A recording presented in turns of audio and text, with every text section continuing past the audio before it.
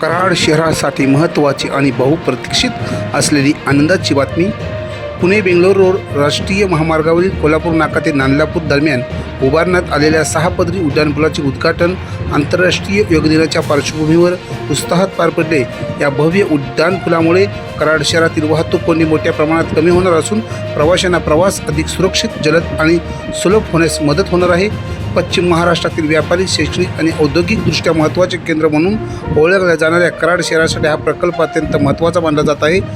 दररोज हजारो वाहनांची या मार्गावर ये जा होत असलेले या उड्डाणपुलाचा थेट लाभ वाहनचालक, व्यापारी, विद्यार्थी आणि सर्वसामान्य नागरिकांना देखील होणार आहे.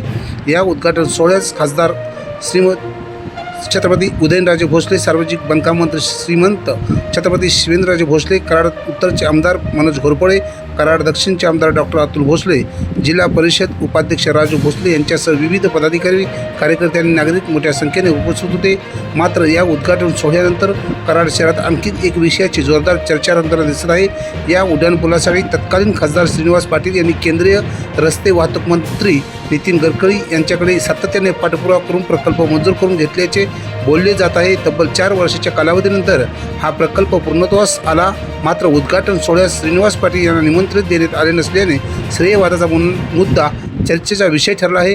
विकास कामे पूर्ण होणे महत्त्वाचे की त्याचे श्रेय कोणाला मिळते हे महत्त्वाचे, असा प्रश्न आता नागरिकांकडून उपस्थित केला जात आहे. अनेकांनी विकास कामापेक्षा श्रेयवादाला अधिक महत्त्व दिले जात असल्याची नाराजी व्यक्त केली आहे. दरम्यान कराडच्या विकासात आणखी एक महत्त्वाचा टप्पा गाठणारा 6 पदरी उड्डाणपूल भविष्यात शहराच्या वाहतुकीस नवी दिशा देणार असल्याचे मत नागरिक व्यक्त करत आहेत. अशाच वेगवान, विश्वासार्ह आणि सखोल बातम्यांसाठी आजच सबस्क्राईब करा धगधगती मुंबई न्यूज चॅनलला. कारण धगधगती मुंबई दाखवते सत्य, मांडते जनतेचा आवाज आणि पोहोचवते प्रत्येक महत्त्वाची घडामोड सर्वांच्या आधी.